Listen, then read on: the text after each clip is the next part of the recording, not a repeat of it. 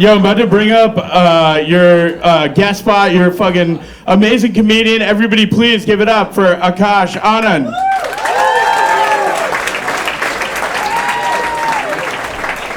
Give it up for Samir, everybody. Give it up for your host, Samir. That's a lot of sex jokes. My name is Akash Anand. I'm an entrepreneur. I run a public speaking coaching business, and I also run a design business. I also work for Instacart because I'm a bad entrepreneur. I don't know what I'm doing most of the time. And for Halloween this year, I'm gonna dress up as my bank account because it's scary to look at. It's scary every time I put my eyes on my bank account.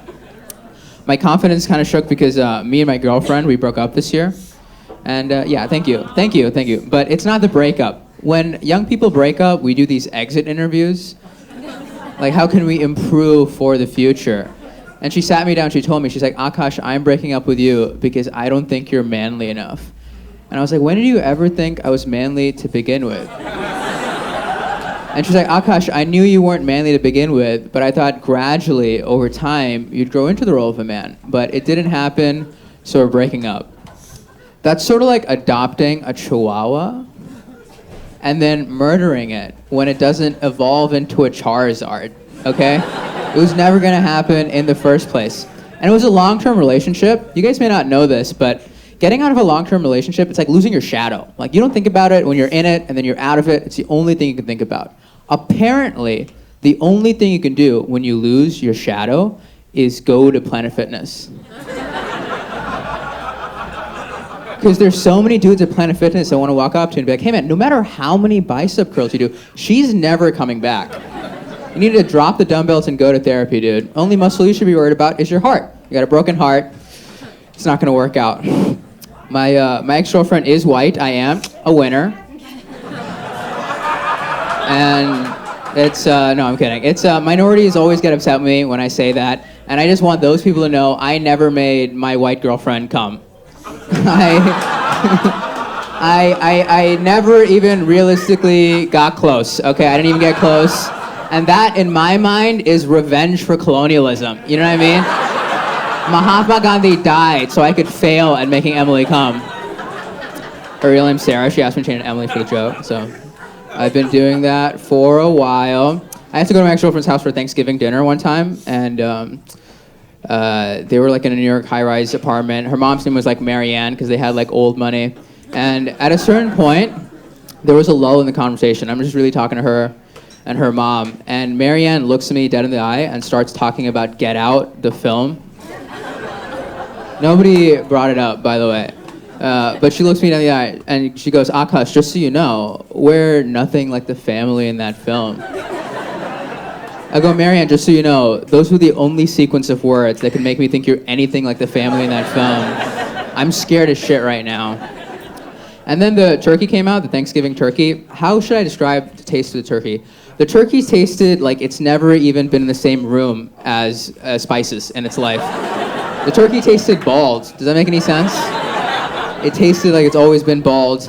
And it got me thinking, like, one of the reasons, you know, the British colonized India, spices were how you got rich back in the day. They were such a high-priced commodity, right? And now, 100 or so years later, your turkeys taste bald, Marianne. What are you doing? What did my people die for if you're not even going to use the shit you took? Mayonnaise on your hot dogs? You killed people for these spices. I don't know. I shouldn't make fun of people's moms, though. My mom has these phrases that don't really translate well. Like, my mom's favorite phrase is, things happen when they happen. And I hit puberty really late, as all of you can tell. And I remember asking my mom, I was like, Mom, when am I finally going to hit puberty? I was like 16. And she's like, Akash, things happen when they happen. And I'm like, Mom, that's how things work. There's no concept in the universe that can be described any other way. And I lived in Singapore. I'm an immigrant. I lived in Singapore before moving to America. I was anxious about getting the papers to move to America. I was like, Mom, when am I finally getting the papers to move to America? I was like, Akash, don't worry about it. Things happen when they happen. And I was like, you haven't filled out the forms yet. We're going to be stuck here forever. I spent a lot of my time in New York City. That's where you get to do stand-up comedy, multiple sets a night. And I had my first real New York experience recently. I got mugged. Yeah. I get this, I got mugged by an Indian crack addict. Have you guys ever been mugged by your future? Because I have. And thank you. That was unworthy of an applause break, but I'll take it. My friends were trying to make me feel better. I lost all my money. And they were like, Akash, you can't worry about money because money can never buy happiness. My friends are poor. That's what I say. Dumb poor people things like money can't buy happiness. Here's my counter argument to that. Do you guys think Jay-Z knows that he looks like Jay-Z? Because every time I see Jay-Z and Beyonce walk into any social gathering, it reminds me of those videos you see on the internet of animals that wouldn't be friends in the wild, but they're best friends in captivity.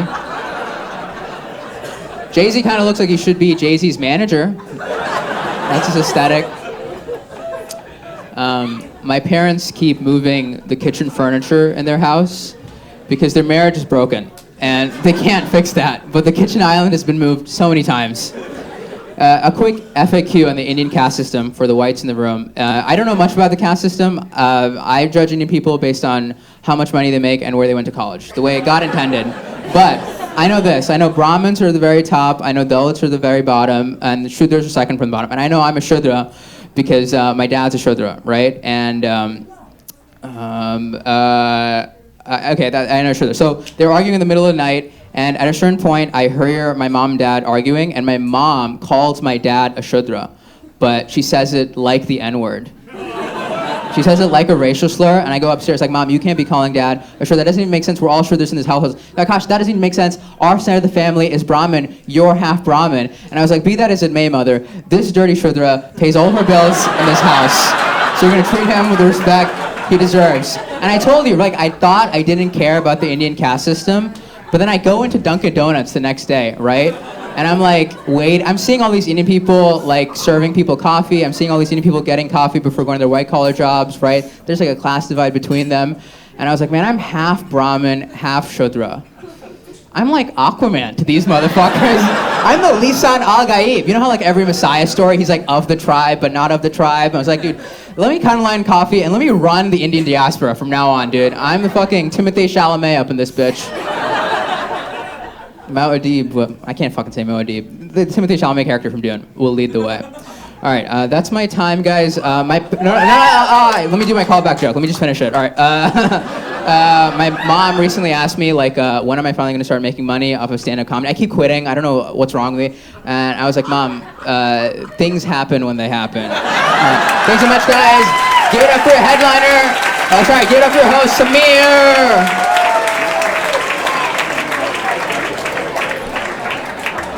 Yo, one more time for Akash. That was incredible. That was incredible.